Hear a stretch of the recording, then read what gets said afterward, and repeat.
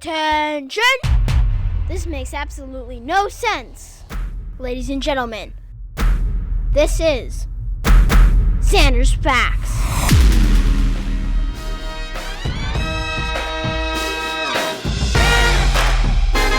Oh yeah! Hello everyone, what is happening? It is the Zander's Facts podcast. I am the aforementioned Zander. It is episode 2. We have made it to the second episode of the Zander's Facts podcast here in the week of Wednesday, February 10th of the year 2021. I thank you all for supporting us throughout this past week into this week. For the beginning of our podcast, it has been remarkable, the support we've gotten. I really appreciate it. And you can continue to support us. Remember to subscribe, download, give us a 5-star rating, hand us out a nice review if you're feeling so generous. And remember, Zander's Facts, that handle on Twitter, Facebook, and Instagram. Go like it all. We got other stuff there that you might enjoy, that we're going to put out some content on those platforms. So we hope you subscribe to us there. This week's a big week. Last week we were all in the sports. We were talking about the big game that happened on Sunday. And we'll talk about that too. I've got my special guest. I was telling you I was going to have a guest. We've got a very, very special guest that I've got here. He chatted with me about the big game that happened this past Sunday. We're going to recap that, all of it, halftime show, commercials, the actual game for those that actually care, including me. We'll talk about that all with my special guest that I promised to you all, and I never make promises that I cannot deliver on. Remember that here on the Zander's Facts podcast. But also last week, that was a long show. We're going to try to keep these shows a little shorter. I mean, that was pretty long. Plus, we got a guest. So hopefully that will take time away from me ranting, because I got a lot of stuff to rant about today. I got a lot of stuff on my mind. Most of it is in the political world. And now I know what some of you are thinking. Oh no. Politics. Hold on. I'm about to give you Zander's Facts on it all. They may not be what you agree with. They may be. But here's the thing that I want to have here on my podcast. I want to have guests who share my views, and I want to have guests who oppose my views.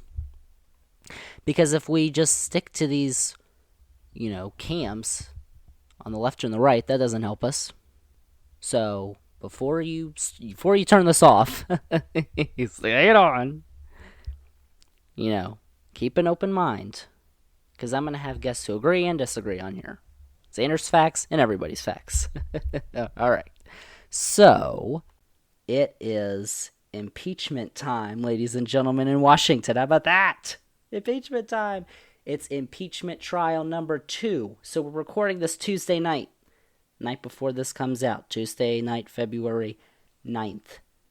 The first day of the impeachment trial of Donald Trump. The second trial for him has begun today.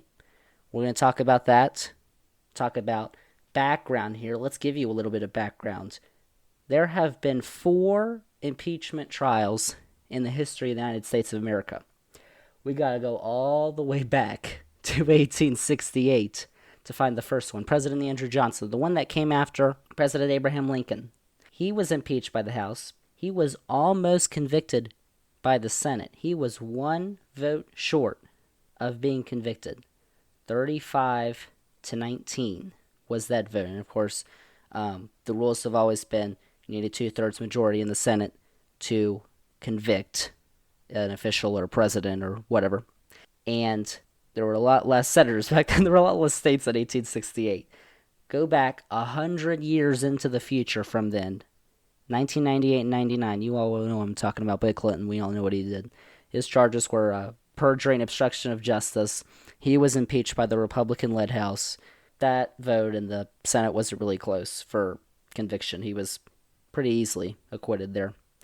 And then we go to last year, in 2019 and 2020, we can say that year without wincing, Donald Trump, who was the previous president, was impeached for abuse of power and obstruction of Congress. Remember that this was right after the Mueller report had come out, and he thought it was free to go. And then he calls Ukraine and he says, "I'd like a favor to ask you."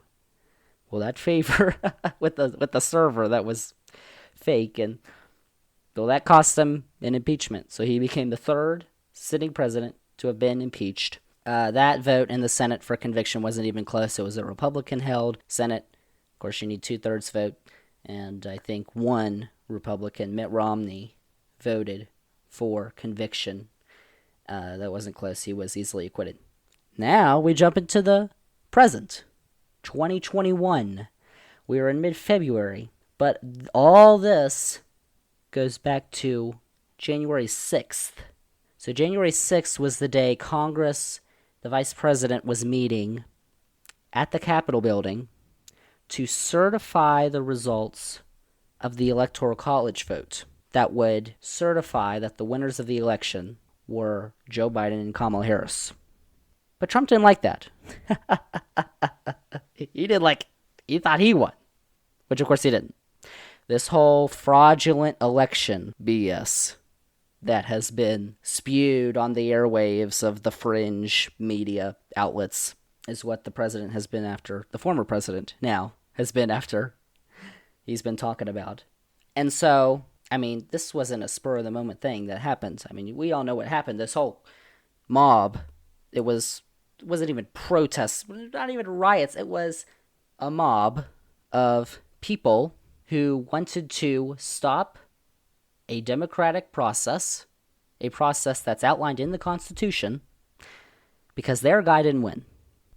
So, because those people who were there have been brainwashed by these media outlets to believe that the election was fraudulent when it was not. I mean, we had dozens and dozens of court cases that proved this. Trump-appointed judges said, what are you talking about? There's no fraud here. Of course, when you've got Rudy Giuliani and Sidney Powell, I mean, these people who are representing you, I don't think you're going to get much of a case, but I mean, there were tons of cases, and they didn't get helped at all. They said there was no fraud in this election. This was a free and fair election. And it was.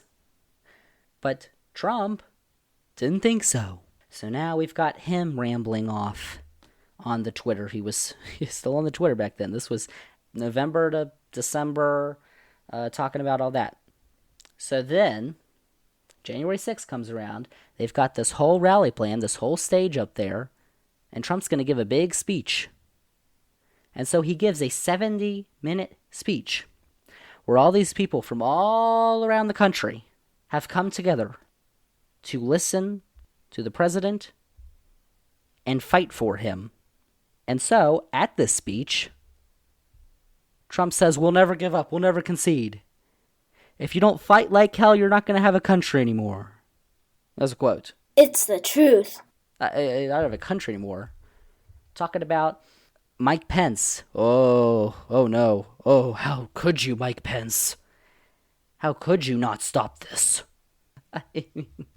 So saying Mike Pence needs to do what needs to be done. And if he doesn't do what needs to be done, well, there should be consequences.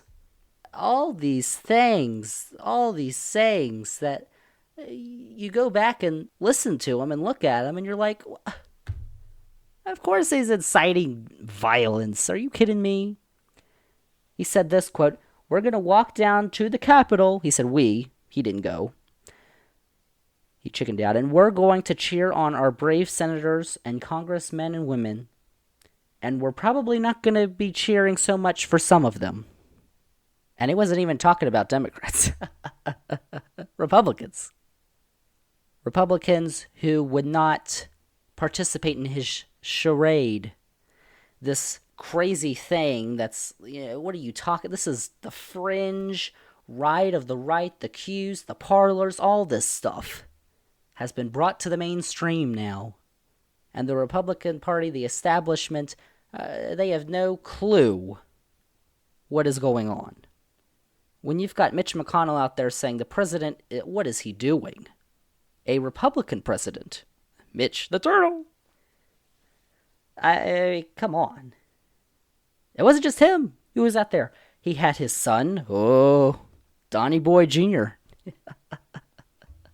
Rudy. Donald Jr. saying, we're going to come get you. Rudy's saying, fight like by combat. And all these people, they're out for blood. I mean, these people are like, let's go. No one's going to stop us. And so one of those big arguments is, well, from the Trump side. Of course, after Tuesday, I mean, can you really say there's an argument on the Trump side? I mean, that was incredible. The people he had representing him in the Senate today, I mean, oh my gosh. What was that? I only caught snippets of that, but holy cow. We'll get into that a little bit, but, I don't know if they have an argument, but what they were saying was this was planned. It wasn't spur of the moment. Well, it was planned. Because on January 30th, Trump tweeted, simple tweet, January 6th, see you in D.C. Well, clearly, he was planning something. I mean, that whole stage didn't come up there for nothing. They planted bombs near the Capitol and the headquarters of the parties in Washington. And no, all those people from across the country didn't show up. People from Hawaii were there. The PBs. We're not going to talk about them. People from all over. They were planning for this. They knew, because of their leader, what was going on this day, January 6th. They said, it's going to be a revolution. Something big's going to happen. You wait and see. You're going to be shocked. They were planning something. And the president was right there. Yeah, he's not the victim here. And all this, I mean, he didn't know all those people were going to go up to the Capitol and storm it. He said, go to the Capitol! Fight by combat! We're going to come get you! I mean, come on. Give me a break. Holy cow. I mean, it's incredible. How they go chanting, hang Mike Pence, the vice president, on their side. Mike Pence stands loyal to Trump for 4 years. I mean, holy cow. He stood there with a straight face, with a smile. Oh, yeah. Oh, I love you, Mr. Trump. For 4 straight years. He stood by his side. And the one time he doesn't, because he is constitutionally obligated to do something that the president does not want him to do, oh, well then the blood. Now they're searching for blood. I mean, it's absolutely incredible. It just goes to show you that Trump and the people who have been manipulated to support him fully will do anything they can to help him, even if it means betraying those who they thought were on their side. When the Black Lives Matter protests were happening, back in the summer, I mean, Trump was, well, the Republicans are the law and order party, and this is unacceptable. It's Antifa. First off, I mean, we'll get in. That's a whole nother discussion about Antifa. Give me a break.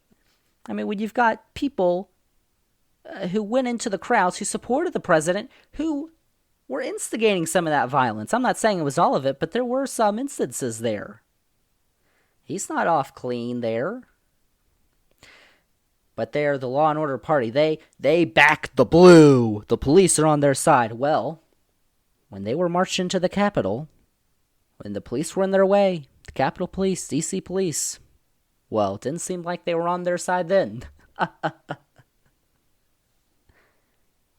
They were going to do anything they could to get to the vice president, Speaker of the House, Democrats, and what Trump called the weak Republicans.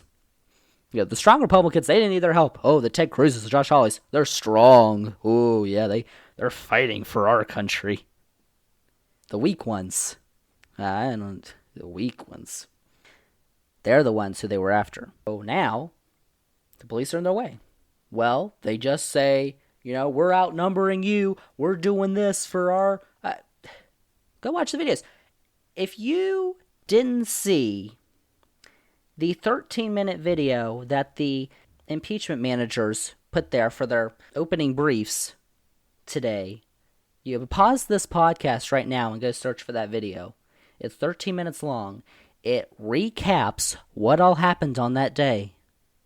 It's absolutely incredible. Just in case you forgot. And you start to think, oh, well, it wasn't so bad. Well, go take a look at that video. Stop the podcast right now and go watch it. You see what I mean? In that video, they're out there banging on the police, squishing them. A police officer died. They didn't care about them. And they said, we're doing this for our leader. Who was their leader? Well, maybe it's the guy whose name is on all those flags, carrying the machine guns, looking like Rambo. The guy who's on their hats and their shirts, because that makes you look cool. Oh, I got a Trump flag. Look at that. I'm cool. Give me a break. So they didn't care. And it was all for their leader. They said it. Donald Trump. Like, if he hadn't given that speech, he'd be off home free in Mar-a-Lago. Well, home free. He's got other stuff coming for him. But on this, he could not, and this was just a recurring theme throughout his presidency, wasn't it? He couldn't shut his mouth. He couldn't put the phone down. He is obsessed. There is clearly something that is wrong with him. He just can't stop. And it's gotten him in all this trouble. There you go. And I'm not saying that he should be punished. Clearly, this was his fault. He did this. If he hadn't been president in the first place, if he hadn't instigated that and said, come here, those people would have never come. Those people probably wouldn't have been radicalized to believe the spew and the crap that he says each and every day. But it did happen. And so that's why we're here at the second impeachment trial of Donald Trump, the only president in the history of the country to have been impeached twice. Because he couldn't stop. He just couldn't stop. And so now the question is, now we're here, is he going to get convicted? The answer? Probably not. They had that vote today about the constitutionality of the trial, and the vote was 6 Republican senators joined the Democrats and said this is a constitutional impeachment. And that's the whole other thing that they're whining about. He's not president anymore. That's unconstitutional. Well, it's not unconstitutional. The Constitution doesn't say you can't do that. In fact, not to presidents, but to other elected officials, it has been done. I was watching the coverage today on Tuesday. In the afternoon, the Democrats, the House impeachment managers, were making their case, and one of the congressmen was talking about the history of impeachment here in the United States. And he described the first impeachment that ever happened in the U.S. was a senator from Tennessee in 1789, I believe, who was brought to trial by the Senate after he had left. Because that was, conspiring with the British. I mean, that was a long time ago. But they took up that trial. He was ultimately acquitted, but they took up that trial. It wasn't unconstitutional. That happened in 1789. Now here we are in 2021. And the Constitution hasn't changed in that wording of impeachment. It's still the same. So if we're just going to let him go free because, he's not president anymore, So what precedent does that set? What if Joe Biden... All right, could you imagine Joe Biden in this? This is just, this is just example.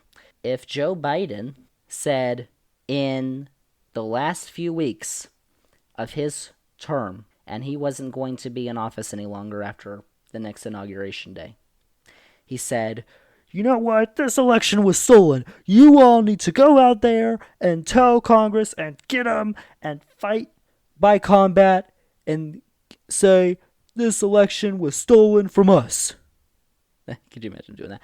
But what if he had done that? Well, under the logic by the Republicans, well, he's not president anymore. When the trial happens, let him go. We've got other stuff to worry about now. Yeah, other stuff like repairing this country after 4 years. But I'll get into that. But could you imagine if Barack Obama had done that? If he had said those words? Oh my gosh. Just imagine. I mean, could you imagine Ted Cruz, Mitch McConnell, all these people? They would be out for blood. Holy cow.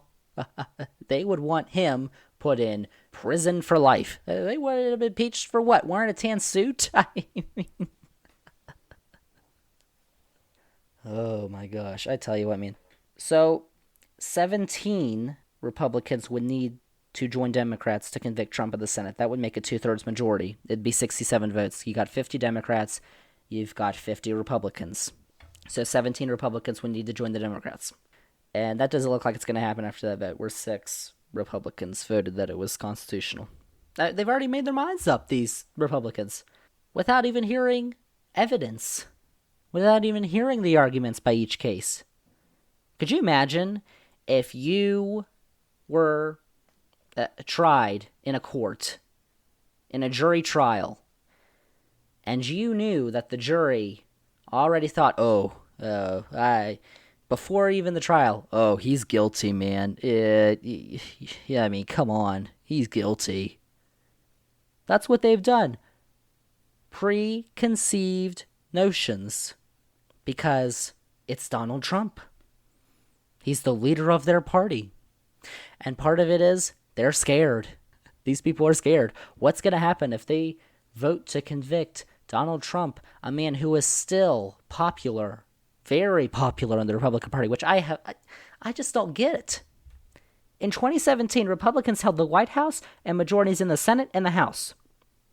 Fast forward 4 years, they don't hold any of those. The Democrats hold the White House and they hold the majorities in the House and the Senate. He lost all that power for that party in 4 years. That's the first time since the 1930s, I believe I saw, that's happened in a 4-year span in this country. That's incredible. That's just incredible incompetence. That the American people so resoundingly reject you that Joe Biden got 80 million votes, the most by far of any candidate in the history of the United States of America. One of the highest turnout elections in modern history. That party, the Republican Party, the majority of the American people said, no, we can't take this anymore. And they still cling to this man who has brought them nothing but turmoil and loss of power. It's incredible. And he's brought the base of the Republican Party from moderate conservatism to far right wing, almost fascism and QAnon. There's a reason we're all talking about the Marjorie girl. She won't get her last name said on this podcast, but the Marjorie girl. Holy cow. You want to talk about a nut job. You want to talk about someone who's crazy. I've heard all this. AOC is crazy. Can you believe it? I don't get any, evidence on that, but you think AOC's crazy. Take a look at this chick. Oh! Look her up there. So that brings us back here to the trial. So after he's been convicted, they could have a simple vote. A vote that would only need 51 votes to pass. A vote that would bar Donald Trump from holding any federal office for the rest of his life. If he's convicted, if they have 51 votes. I mean, they've got 51 votes. They've got the Democrats have the tiebreaker. They got the vice presidency. But it's not going to come to that. So he's going to have to be, he's going to have to be charged somewhere else. I mean, he's got tons of stuff going on him that we, can't even get into here. So, holy cow. But now that brings me back to those moderate Republicans I was talking to you about, the ones who were the base of the Republican Party, the George Bushes. That was the Republican Party. And now it's off on this whole Q tangent thing that's going on where the loyal Trumpers are now the base of the party and all the Republicans are scared of them, except for a couple. Liz Cheney, who is the sole congresswoman from Wyoming. They've only got that one congressional district. But she was one of the 10 Republican Congress members who voted to impeach Trump in the House. It was the most bipartisan impeachment vote in the history of the United States of America. Fact! Now, if Nixon had been impeached, that would have been... Nixon was going to get convicted. That's why he resigned before anything of that happened. But 10 Republicans voted to impeach Trump this time. And none voted to last time in the House. So 10 did this time, including Liz Cheney. And, Liz Cheney, who's the third-ranking member of the Republican caucus in the House. She is looked up to among many Republicans in the House because she's in the leadership. But she was getting the love from the Democrats too. Oh yeah, you go, Liz Cheney, how about that? But we talked about the Marjories. The Matt Gaetz. Matt Gaetz! Quick Google search here, Matt Gaetz, Beavis and Butthead. The similarities, can you see him? But that far wing of the party that has now gained momentum and a voice, because of the president, former president, wanted to remove her from leadership. And so they held a vote to remove her. House Minority Leader and the leader of the Republicans, Kevin McCarthy, who's, did you all see that thing where he was like, I don't know what this QAnon thing, did I even say it right, QAnon? When somebody's like, did I say it right? Come on. What is wrong with him? He made that vote secret. So we don't know how the members of the Republicans caucus voted. But what we do know, it was an overwhelming majority that voted to keep Cheney in leadership. And so she goes out, says a few words right after the vote. She says, we had a great vote tonight, great victory. And then she says, now we need to unite as a party to fight the dangerous and negative Democratic policies. Unity. It doesn't make any sense. How about that? Bipartisanship. Ooh, yeah, Liz Cheney. So there it goes down the drain. It's incredible. The party that's preaching unity, that, in 2017 they said, who cares what you think, Democrats? We've got the majority. We're going to go slam this through. We're going to slam anything we can through down your throats, and you're going to take it. But now they're in the minority. Oh, please. We do. Bipartisanship, please. Give me a break. Same thing that happened in 2009. Democrats aren't going to make that same mistake again. Hopefully not. Come on, Chuck Schumer.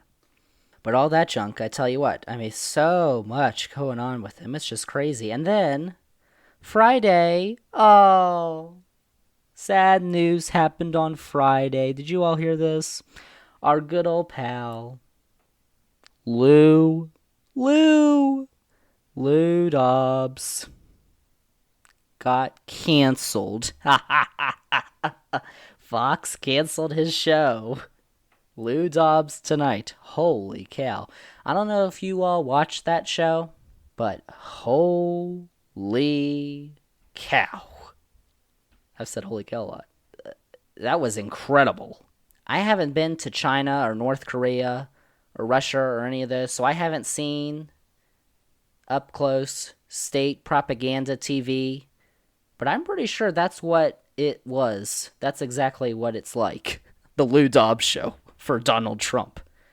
I mean, goodness gracious. Fox canceled his show. They said it was a post-election programming change. That's the highest rated show on the Fox Business Channel. Programming change. Here's the thing that happened. So on Thursday, an election technology company sued them, Fox News. Now, if you've been hearing about the Fox News, they're all talking about, Dominion and the servers, the voting fraud. None of that is true. It's all baseless conspiracy junk, and that's what Lou and others, Maria Bartiromo, Tucker, Hannity, Ingram, all those people, Judge Janine, they all spout, and they were all named in the lawsuit, including guys like Rudy. Rudy was in there, Giuliani. So this election technology company, Smartmatic, who was also being talked about by them, they sue Fox News for $2.7 billion. What I don't understand is why just Lou Dobbs when, all those other ones spout the same stuff. But this is what they did back in the summer. Trish Reagan, you remember her? She was on Fox News, Fox Business, spouting coronavirus conspiracies. And they were scared of a lawsuit then. They said, you're out. So it looks like they just pick one individual. And it looks like, But I'm also, this notion that Fox News has gone liberal. They're headed to the left. We've got to go to Newsmax, OAN, Breitbart, Fox News. They're mainstream. What are you talking about? If you saying that you haven't watched Fox News, let me tell y'all something.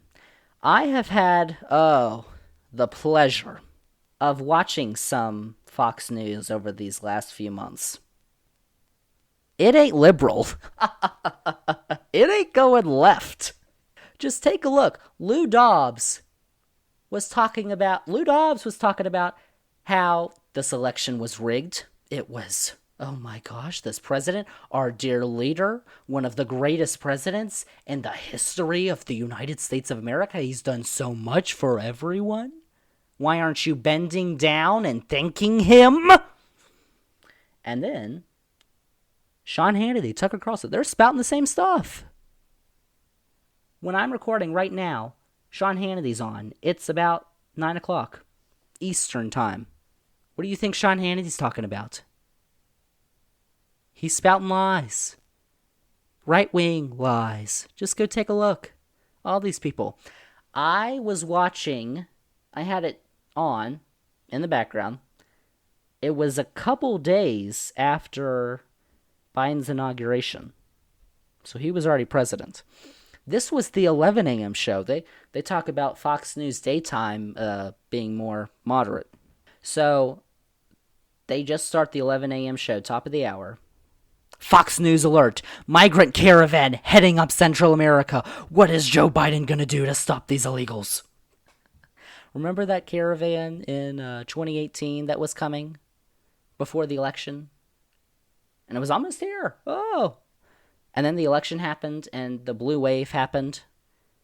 And it just, where'd it go? It might still be coming. It'd go. These lies that they spread. Right-wing propaganda, fascism lies. To sum it all up, we're just going to let them off easy. Donnie Boy, there was another man. Yeah, I'm going here. In the 1930s, the early 1930s, in a little country called Germany, there was another man who led a plot to overthrow the legislature in Germany. it didn't work. And he was let off easy. He was put in jail, but let off easy. And he wrote a book in that jail. And then he was set free. And then guess what happened? He tried again. And he did it. If you don't know who I'm talking about, that man was Adolf Hitler. I mean, so we're just going to let him off easy. All these Republican senators. And, let me tell you about the whole Senate thing that's going on right now. Because on Monday, we got word that Republican Senator Richard Shelby would be the fourth Republican senator to retire this term. He's from Alabama. So now you say, well, Zander, what the heck are you talking about? Alabama senator. I mean, Doug Jones did win, but that was against a pedophile and a special election. I mean, the stars aligned for the Democrats for Doug Jones to win. But it's more than that. He is the fourth one. And here are the three others. Pat Toomey from Pennsylvania, a state Joe Biden won. Richard Burr from North Carolina, a state that was very, very close. And Rob Portman from Ohio, seen as a battleground state, announced they would retire previously. So now those three states are in play for the Senate. And the Senate is tied. It's at a 50-50 split. Now, if you remember, this is, previous history, but it's really a historical trend where the party that's in power, their first midterm, they don't win, to put it lightly. The really only exception in our time is 2002. That was the time when we were all united as a country, and George Bush had a super high approval rating. That was insane. As George Bush had the greatest swing in approval ratings. What was his? 80, 90%, and he ended with like 20-something? Holy cow. But 2010, Obama's first midterm. Republicans win 60 seats in the House. They smacked the Democrats to win the House majority. 2014, that midterm, Democrats were still in the White House, Obama, and they won the Senate, the Republicans did. 2018, Trump's only midterm. Democrats, the blue wave, that happened. They won the House. So, there is this trend that the party in power does not do well in their first midterm elections. But here's the thing, and I know Americans are known for having short attention spans, but are they really going to forget about this? Probably. I mean, we'll see about that. You talk about, Trump's approval rating, what was it? It was getting down there. It was in the low 30s. It was getting close to the 20s by the time he left. And now, Joe Biden's approval rating is in the 50s and 60s is what I was seeing. He's got, for this day and age, an overwhelming majority of Americans behind him right now. And maybe that's just, this is the first few weeks. We're in the first 100 days. Maybe that's, thank goodness Trump's not gone. And in a year or in a few months from now, that'll be totally different. But for now, Joe Biden is a very popular president. We'll see what he can get done in these next few weeks and months and years with a Democratic Congress. But then in the Senate, the Republicans also have to defend states like Wisconsin or Ron Johnson. Oh God, do you think the people in Wisconsin really like Ron Johnson? He just voted to overturn the results of a free and fair election. Florida, Marco Rubio. Little Marco. Who likes Marco? And in Iowa, Chuck Grassley. Chuck Grassley is tweeting at dead birds. They've got to defend those states. And the three states that I found for Democrats, which I think will be easy for them, maybe one of them will be difficult, Georgia, Raphael Warnock, but I think he's a really good candidate. There's a reason. There's a reason Democrats won in Georgia in January. That wasn't a fluke. Arizona, Mark Kelly. He smacked around Martha McSally in that election. How about that? In Arizona. And Arizona's got two Democratic senators. and in New Hampshire. New Hampshire was the third most competitive one I found with Maggie Hassan. I mean, come on. Really? New Hampshire's not going to vote a Republican for Senate. So the Senate map looks really favorable for Democrats. A lot of those seats, North Carolina, Pennsylvania, Wisconsin, Florida, this was the 2016 map. So Democrats thought, well, we can get back the House majority with Hillary Clinton to get back those seats, and that didn't happen. So now we're back here 6 years later. Their 6-year terms are ending. You know, what is this signal for the GOP? You've got 4 retirements in the Senate. They don't hold any power. The Senate map looks bad. You've got the historical trend on your side, but what does history mean right now? We are making history. Oh, geez, I tell you what, man. How about all this impeachment stuff? I will not bore you any longer, but I tell you what, like I said before, don't go all crazy on me. Don't call he's a socialist, he's a commie. Ah! Like I said, those are my facts, Zander's facts, my opinions, I guess. And we're going to have others on this podcast who agree and disagree. It's going to be Zander's facts where others bring their facts too, so don't worry about that. So here we go. We had this big game that happened on Sunday. I hope you watched it. I know some of you did not. I don't know why. I mean, taking a look at those ratings, what was it? The lowest rating for a Super Bowl since 1969? The least watched since 2007? I mean, geez Louise. But I watched it, and my special guest watched it. The Goose. Goose is here. Oh, boy. You all are going to be excited. I've got Goosington Nanos on to talk big game with me. Here we go. Zander's Facts. All right. Welcome back to Zander's Facts. I've got a special guest here with me. It's the Goose. Goose, how are you? Good. How are you? I'm doing amazing. You are the first ever guest on Zander's Facts. How about that? How does that make you feel? Sounds good to me. All right, so you're here to talk about the big game that we saw last night, the Chiefs and the Buccaneers. So we watched it together. So what did you think? I thought it was not really close, but it was pretty good to watch. The halftime show wasn't too good, though. No, I didn't think the halftime show was very good either. I had big expectations for that halftime show, and it was terrible.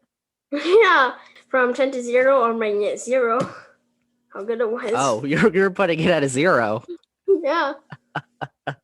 Okay. So let's talk about the game. The final score was Tampa Bay 31, Kansas City 9. We kind of had a little thing going because you had picked Tampa Bay to win, and I picked Kansas City. So we were kind of arguing about that, but you pulled out victorious in the end. Yeah, let's go. So how much of the game did you actually watch? Not that much. I got kind of bored of it. All right, okay. What about the commercials? What do you think about the commercials? Those are pretty good. I ate Doritos while watching them. Those? How about those Doritos 3D? We need to get those. I need to get them. Like, we've been eating 2D Doritos for so long. We got to eat 3D Doritos.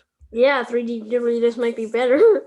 All right, so focusing more on the game. I mean, it was not even close. No, it wasn't. It was a 22-point game, which is, I guess, not really a blowout, but it just felt like a blowout. I mean, Kansas City wasn't doing anything on offense. They had no touchdowns, only 3 field goals. That's how they got their 9 points. And Tom Brady was rolling. He had 3 touchdowns and no picks. When I was talking about last week, I said, well, Tom Brady hasn't been playing so great, so I don't think he's going to play well, but he had a great game. So, Goose, Tom Brady is 43 years old, and he had a great Super Bowl performance. How long do you think he's going to keep playing at 43 years old? Probably to like 44. Oh, 40. He's got him going one more year. He says he wants to play until 45, so we'll see. But he had a great game. 21 for 29, 201 yards, 3 touchdowns. No picks, as I said. He had a 81.8 QBR, which is, I mean, that's all right. But their offense was really helped by that Tampa Bay defense. They ran over that Kansas City offensive line, which I said might bring some troubles, and it totally did, Goose. Yeah. So, what other takeaways do you have from the game? Just the overall experience. Well, it was kind of good. It wasn't really that interesting to watch. It wasn't close at all. So I didn't think it was too interesting. It was pretty bad.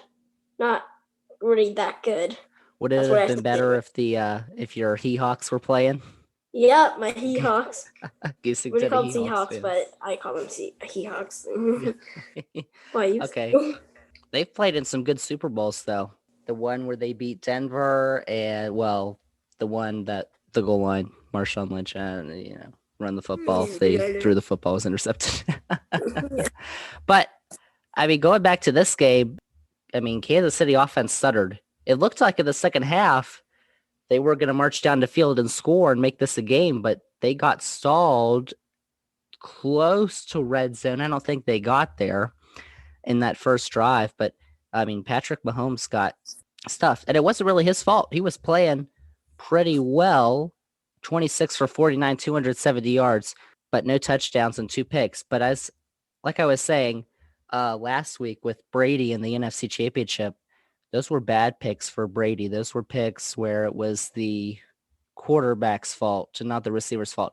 These were really the receiver's fault. I mean, they were dropping balls all over the place, Goose. Yeah, they literally were. And they only had a 49.9 QBR rating. I mean, I don't know. But they really, like I said, I thought they wouldn't rely on the rushing game a lot because of that offensive line. They had 2 big guys out for them. But Edwards-Helaire got 64 yards on 9 carries. But it was really the receiving. Travis Kelce got 10 catches for 133 yards. Tyreek Hill got 7 catches for 73 yards. But I tell you what, Goose, they were dropping balls all over the place. And that's not Patrick Mahomes' fault. That's the receiver's fault. It just felt like they weren't prepared. Like they had 2 weeks to prepare. They weren't prepared to play the Super Bowl. Yeah, they should have done some practicing. They should have done. They were probably out partying too much. How about that? Yeah. And then some of them could got COVID, and then everything would have went bad. Yeah. Well, how about this? I don't know if you heard this, but last week they the Kansas City Chiefs were getting their haircut by a barber who was at the facilities that they have for the team. And so in the middle of one of the offensive linemen getting a haircut, they told the barber that he had a positive COVID test or an inconclusive COVID test. So he got half of his haircut, and then they had to stop. So I didn't see him playing. I believe it was Daniel Kilgore. I'm pretty sure who that was. One of the offensive linemen. But he, I mean, I heard this story. So in the middle of his haircut, he only had half his haircut. He had to get out. Yeah, or he had to stop his haircut. I mean, hope he had to get his haircut somewhere else, I guess. Yeah, hopefully that wouldn't have looked too good. Oh boy. But how about this for Tampa Bay? So Tom Brady had 3 touchdowns. Leonard Fournette had 1 on the ground. He had 16 carries for 89 yards. Ronald Jones to go along with that, 12 carries, 61 yards. LaShawn McCoy didn't even. How about this? I saw this stat this morning. LaShawn McCoy has played in 2 straight Super Bowls. He's won 2 straight of those games, and he hasn't even played. He hasn't even taken a snap in any of them. He's just been on the winning team. So how about that, Goose? That's a big fact. Okay, let's move on. Oh, let's talk about Ottawa. I don't know what to do next. Talk about this. Well, I mean, you take a look at the turnover margin. Kansas City had 2 turnovers. Tampa Bay had none. And then, as I said, those were not really Mahomes' fault. But the other stats, I mean, they look even. Kansas City had 350 yards. Tampa Bay only had 340. Tampa Bay only had the ball for 3 minutes longer. They had 4 more first downs, Tampa Bay did. So the stats don't really tell you that this was a big blowout of a game, even though it was 31-9. Did you think it would have been closer before? Yeah, yeah, I thought it would be since I'm pretty sure Kansas City had 3 and Tampa Bay only had 0, so I thought it would be close then. In the first quarter? Yeah. What about before the game? Did you think it would have been? What was your prediction before the game started? I thought Tampa Bay would win, but barely. Barely, and they blew them out. I mean, how about that? Yeah, I had no idea before the game would start. Yeah, well, Brady, I mean, he had 3 touchdowns. He threw those touchdowns to Gronk in the first half. Gronk had 2 touchdowns. The guy who came out of retirement this year to play with his good old pal Brady, and he gets 6 catches for 67 yards and 2 touchdowns. And Antonio Brown got 5 catches for 22 yards and a touchdown. So how about that? All right, Goose. So the MVP of the game was Tom Brady. He won the MVP. He also won a 7th Super Bowl on his 10th try. But who was your MVP of the game? Is it Brady? Sure, I don't really care. You don't care. Okay. I mean, I was totally off on everything. I thought Tyreek Hill was going to be MVP. I think I predicted the score to be 42-27. Yeah, 42-27. Kansas City was favored by 3. I got all that wrong. Oh no. But this was the first Super Bowl where a team played at their home stadium, because the game was in Tampa and the Buccaneers play at that stadium for their home games. So even with, what did they say, 25,000 people there, Goose, do you think that playing at their home field gave the Buccaneers an advantage? I don't know what advantage would be, because it would basically be like a normal football team, just more people cheering for you. Yeah. Well, and a lot of it was there were a lot of healthcare workers there too. They tried to, space everyone out. Yeah, since I saw the game and there was a lot of people sitting close to each other. Oh yeah. Random people. Oh, don't talk about that. But there were a lot of cardboard cutouts too. We should have gotten you on a cardboard cutout. Sure. It's only $100.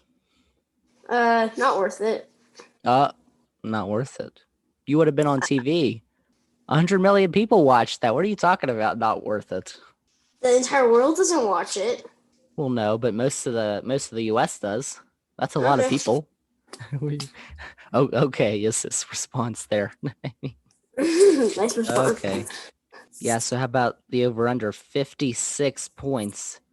Didn't get anywhere close. Only got 40 points. I thought it was going to go over by a lot, and I think most people did probably bet the over because they thought Kansas City and Tampa Bay were just going to keep exchanging points. That didn't happen. The Tampa Bay defense just stifled that Kansas City offense. I mean, it was pretty astonishing to watch. I'll say that. How about this, Goose? Sarah Thomas was one of the referees for the game. She is the first woman to referee an NFL Super Bowl.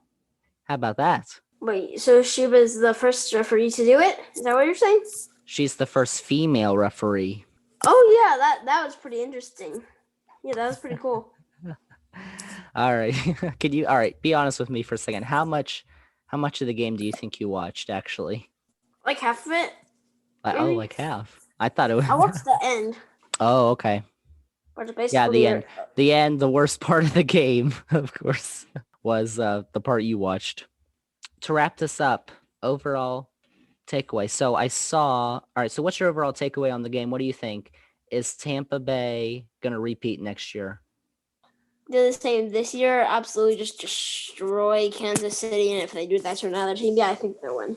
Well, yeah, I mean, yeah. There is a rumor, though. I saw that rumor on the pregame show where if Tampa Bay had won the game, their head coach, Bruce Arians, might step aside and let the defensive coordinator, Todd Bowles, coach the team next year. So that'll be interesting. I like Bruce, though. He's a Hokie, so I like that. But I asked you that because I wanted to see, or I saw the stats they had for next year. who was favored in Las Vegas, and I think it was the Chiefs and the Packers and the Buccaneers were the top three. So I put you on the spot there early, you know. All right, Goose. I think we got a lot in, a lot of informative. Thank you for being the first guest ever on Zander's Facts. I appreciate it. Thanks. Zander's Facts. Oh boy. Thanks again to the Goosified Nanos for joining me, the first ever guest on Zander's Facts. So we're going to have more. So don't worry. It won't just be me on these episodes. We're going to have some of my buds each week. But that's going to do it here for the Zander's Facts podcast, episode 2. And don't ask me what we're going to talk about next week because I have no clue.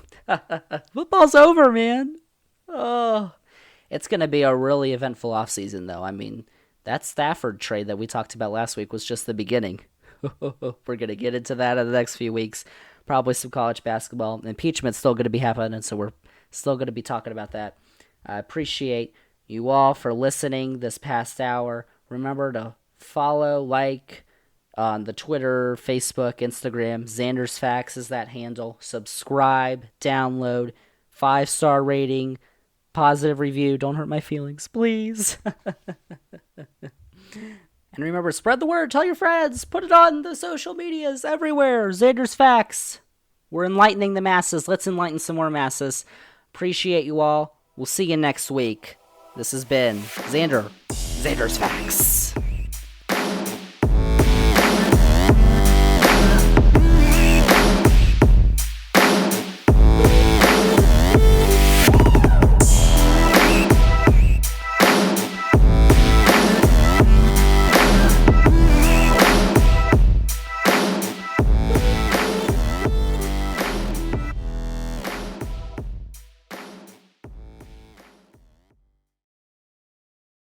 Ha ha, loser.